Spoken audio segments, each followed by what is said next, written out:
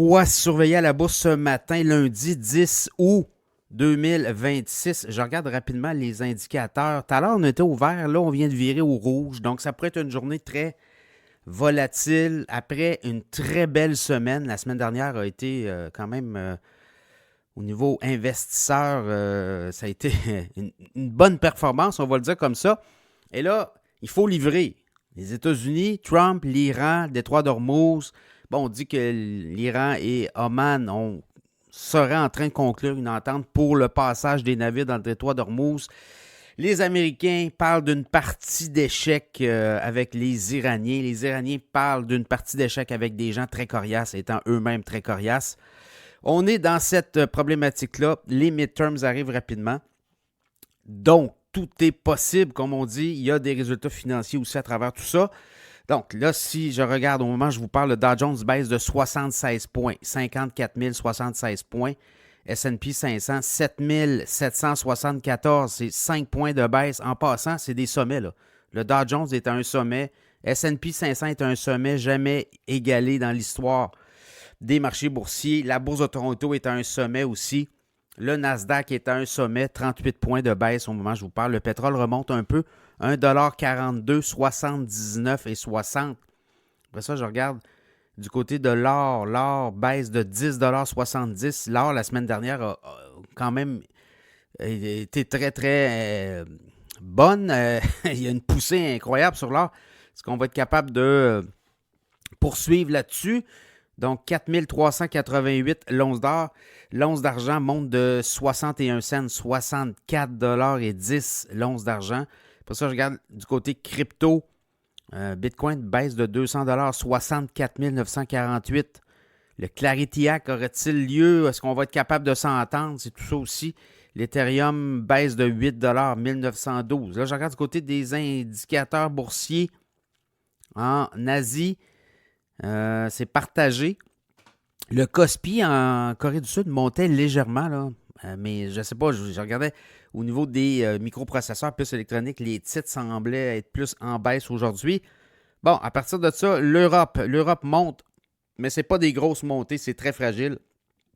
Et en pré-marché, aux États-Unis, ce qu'on a ce matin, il y a des résultats financiers, les négociations avec aussi l'Iran, qui semble avancer, reculer, tourner en rond. Donc, on aura une direction aujourd'hui.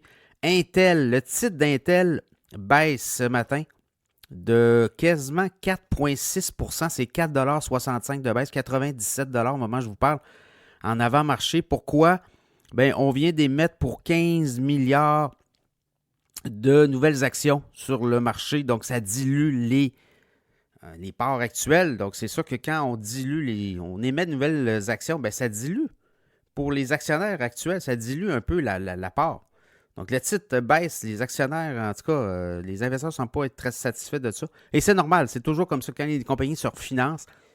Bon, on émet de nouvelles actions, ça dilue l'actionnariat. Bon, Hewlett Packard monte de 2,60 $, 55 et 82. C'est quasiment 4,9 % de hausse. Les analystes qui révisent à la hausse leur cible, Morgan Stanley notamment. Donc, Hewlett Packard monte. Verisk Analytics a le feu vert là, pour procéder à une acquisition. Aculinx. Il y avait un juge du Delaware qui vient de donner le feu vert. Donc, le titre baisse de 11,26 $, 180,56. Verisk Analytics. Apple. Les analystes qui révisent à la baisse leur cible sur Apple. Apple a beaucoup monté, là. Le titre baisse de 3,61 $, 309,45. C'est 1,2 % de baisse au moment où je vous parle.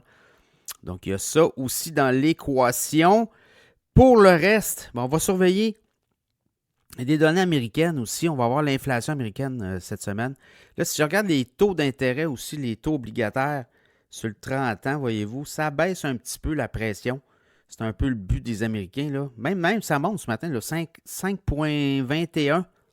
Le 30 ans monte de 0,004. Ce pas des grosses hausses, là, mais très élevé à 5,2. Donc, le marché obligataire est en train de donner la direction. La semaine dernière, ce qu'on a vu, c'est comme l'économie américaine ne va pas bien. Là, on a eu 23 000 emplois perdus en juillet. Bien, ça a comme un peu breaké le fait qu'il n'y aura pas nécessairement de hausse de taux en septembre. Est-ce que c'est le cas? c'est le marché monétaire aussi qui va dicter le reste. Au niveau obligataire, le travail est pas mal fait. Les obligataires ont monté. Tout ce qui est obligation, dans le contexte, est-ce que la Fed va monter son taux directeur alors que l'économie américaine a perdu 23 000 emplois en juillet? Il faudra voir plus en détail l'inflation. Je pense que l'inflation va jouer le rôle parce que si on monte les taux, l'économie va moins bien et l'inflation diminue. C'est sûr que si l'inflation continue de monter, mais on a le pétrole qui a beaucoup baissé là, depuis 2 semaines aux États-Unis, donc ça pourrait enlever une pression. Voilà, je vous souhaite une très bonne journée à la bourse. Ça risque d'être très mi-figue, mi-raisin. On va voir. Ça va prendre une direction. Et pour l'instant, aujourd'hui, on a des résultats financiers. Là. Hey, je regarde. Cette semaine, on va en avoir AST Space Mobile après la fermeture des marchés M&Earth. Aussi, USA Rare Earth après la fermeture des marchés aujourd'hui. Demain, on va avoir Super Microcomputer, CoreWave, Lumentum, Cava, notamment Franco Nevada. Et c'est de même toute la semaine. Beaucoup de résultats. Alors, bonne journée à la bourse.